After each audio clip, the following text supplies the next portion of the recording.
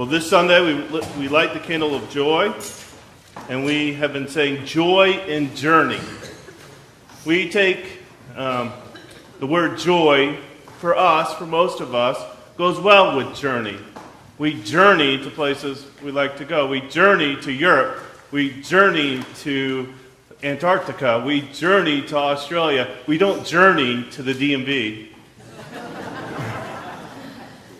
Usually journeys for us, for most of us, bring a sense of joy. To go to exciting places, new places, where we learn new things, meet new people. Often you hear life is a journey, and I think looking back over the last 46 years, I can agree that life is indeed a journey, one that led me in ways that I never could have planned. It's easy to see life as a journey when you look at it at 1,000 feet.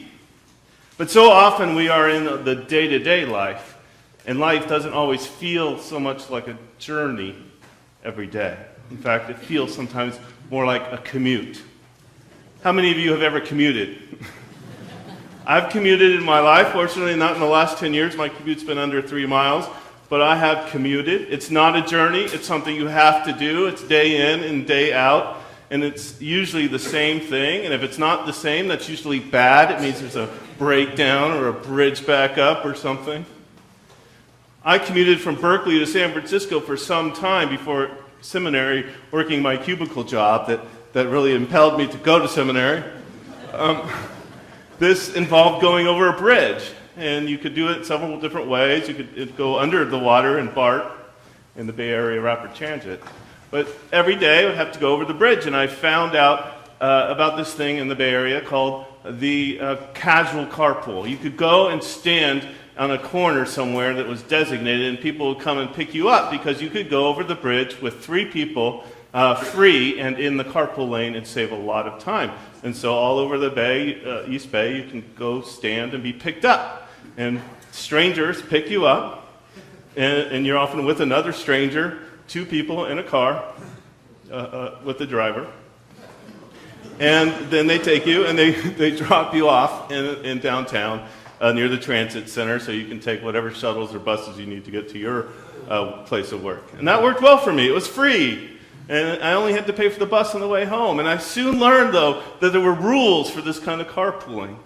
For passengers, you just say hello, and that's about it. You can respond to questions like, where would you like to be dropped off? Sometimes they give you options. But if you tried to strike up a conversation, you got some disapproving looks or short, curt answers. You just didn't talk. And you certainly didn't eat anything in somebody else's car. So it was a very quiet ride. Usually they have the radio on, and the radio for drivers, the rule was that you listen to either NPR or public radio or the KGO news station was okay, but not talk radio, and no obnoxious morning DJs, and usually not music unless it was classical or jazz. Jazz was okay. And certainly for both, no smoking. And that's usually the rules were applied, and you just didn't connect. You just got in, you rode over, you got out, you maybe said bye, have a good day. And that's about it. And that's how it goes. But one day, I was standing, reading my paper. That's what you do. You don't talk to people in line. You read a paper. And I noticed in my peripheral vision something that didn't seem right as I pulled up. There was one person in front of me, which meant the next car that came would be for us. And I saw the car just kept coming and coming and coming. And I looked up, and there was a stretch limo pulling up. And I looked at the guy and says, does he want us to get in? And the guy rolled down his window and said, what, isn't this where you pick up carpoolers? And we said, yeah. He said, well, then get in. And he was explaining to us that he was going over to the city all week long for a conference, that they needed lots of limos, apparently a very important people having a conference in San Francisco. And we just let all the rules go out the window. We were so excited to be in this comfortable limo. And we started talking to each other and sharing with each other and playing music, loud music, and enjoying ourselves. He wouldn't let us get into the bar, and that's probably a good thing. And then he told us, I have to go all week, and rather than trying to figure out 2 new people every week, why don't you just meet on the corner before, and I'll pick you up there. And we're like, yes, right on.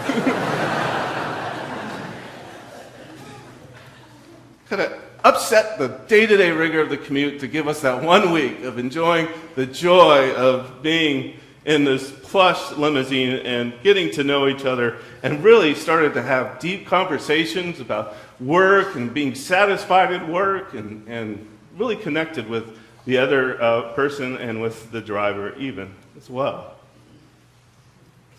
The only other carpools I remember is the one where the lady was crying the whole time because she was late and thought she was going to be fired. So this was memorable. It brought joy. John the Baptist is an interesting text to connect to lighting the joy candle. It's the lectionary text for today. But if you look at the people of Israel as being on a journey, things had become much more of like a commute. They weren't really connecting. They had been part of the Roman Empire and not by choice. And they adjusted and they were doing what they had to do, but they weren't who they were promised to be by God.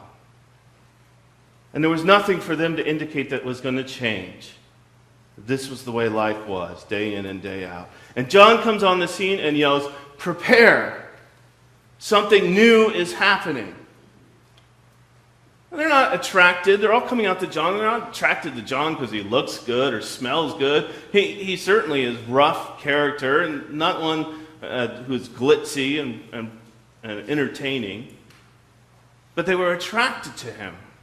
He was waking them up, saying, "Wake up, people. Lift up your heads and look around and see what is happening."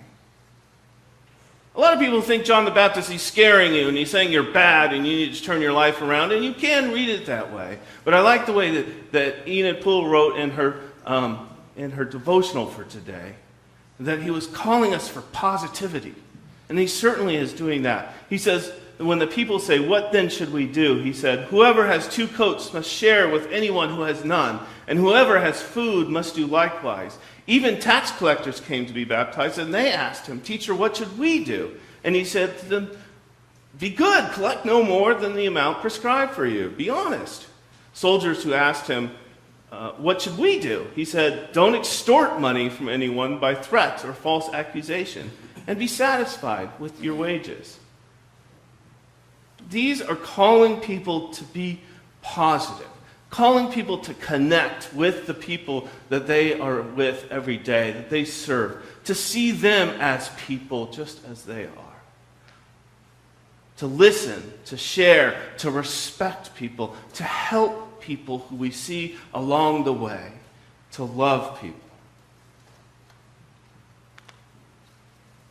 Because he's preparing us for the one who comes, who is calling us into a great journey. When we look at our lives, we can look back and we can remember the moments, the most significant times of joy in our life. And it may be getting married or holding that brand new child or experiencing a great achievement. These have been moments of joy in our life. But I think for many of us, we find deep joy, and we have found deepest joy when, and I hear this from people in late stages in their life, that they know that they made a difference in others' lives, that they affected others in a positive way, even if it was just one person.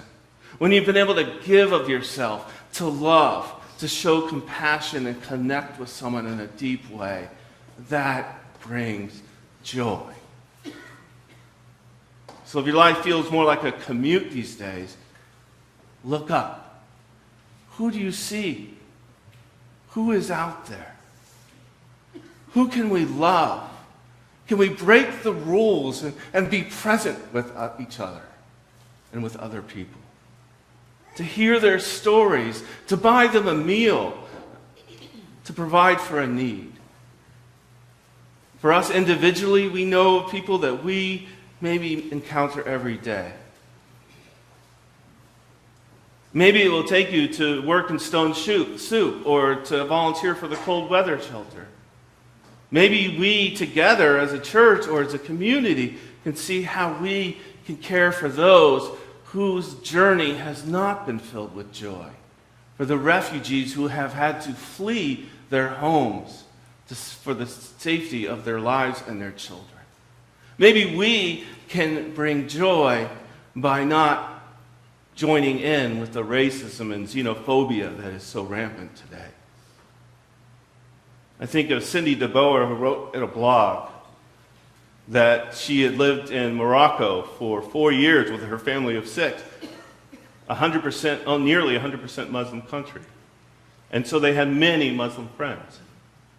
And so when those friends, after she moved back to the States, came to visit with her 18-year-old daughter, she writes, "Although we were virtually surrounded by Muslims while living in Morocco, it was an entirely new twist to have Muslims living with us, experiencing everyday life with us. This was far more up close and personal.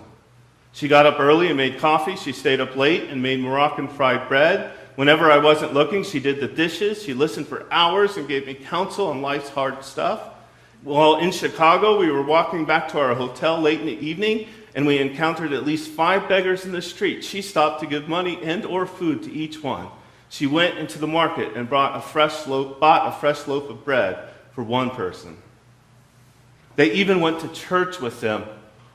They simply wanted, out of respect for their family, to fully experience their culture, their lives, and even know their religion, and to honor them by attending church."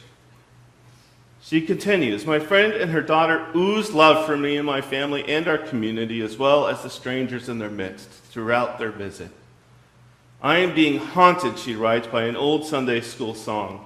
They will know we are Christians by our love, by our love. Yes, they'll know we are Christians by our love. What haunts me," she continues, "that in many ways my Muslim friends were better at loving than I was. But if you get to know the people, the regular, ordinary, everyday people that live and work and teach and heal and farm and shop and play soccer and have babies and read books and cook meals and go to school and watch movies and all the millions of other things that you and I do, well, these people are fully as good, as loving as you and me. They are," she says. "I'm telling you, they are." And so as we think of those who journey so far from home, where can we help bring joy? Can we help a refugee family? Can we reach out simply to those in our community already who have been displaced? This is the journey that Christ calls us to be on, to look up, to wake up and see that joy comes in loving one another, not being afraid of one another. In Christmas, we find joy in the love of God. May it be so. Amen. After my benediction, Sharon and I will leave.